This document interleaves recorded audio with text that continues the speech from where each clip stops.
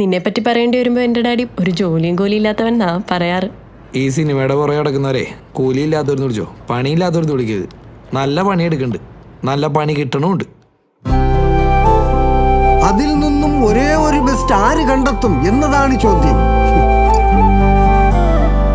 Spot editing എനിക്ക് വരാൻ പറ്റിയൊന്നുമില്ല. ഇവിടെ 100,000 വർക്കുള്ളതാണ്. 100,000 വർക്ക് തനിക്ക് താൻ വെറുതെ തള്ളല്ലേ. നീ സമാധാനമായിട്ട് ആലോചിക്കുക, നിനക്ക് നല്ലൊരു കഥ കിട്ടും. നിങ്ങൾ തമ്മിലും ഒരു ചേർച്ചയില്ല.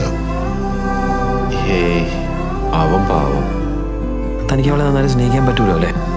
കുട്ടിക്കാലം മുതലുള്ള എൻ്റെ സ്നേഹം. ലവ് ആൻഡ് റിവഞ്ച്, ഇതാണ് തീം. മോഹങ്ങൾ ദൂരെ ദൂരെ മാനത്തായി മാഞ്ഞാലും ഞാനെത്തും മേലെ മേലെ.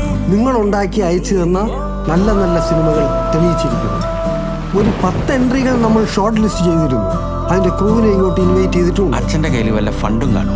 പള്ളി പണിയിലോ പെരുന്നാൾ ഫണ്ടോ സെമിത്തേരി ഫണ്ടോ അങ്ങനെ എന്തെങ്കിലും കുറച്ച് ദിവസത്തേക്കൊന്ന് അഡ്ജസ്റ്റ് ചെയ്യാനാ. നീ ഫെമിനിസ്റ്റ് ആണോ കള്ള ഫെമിനിസ്റ്റ് ആണോ? തെറ്റെൻ്റെ ഭാഗത്താ. കുറച്ചുകൂടി നല്ല ഡെപ്തുള്ള ഷോർട്ട് ഫിലിം ഒക്കെ ചെയ്യണമായിരുന്നു. പി.കെ. രവീന്ദ്രൻ കമ്പനിക്ക് വേണ്ടി ആദ്യ സിനിമ ചെയ്യണ ആരാ?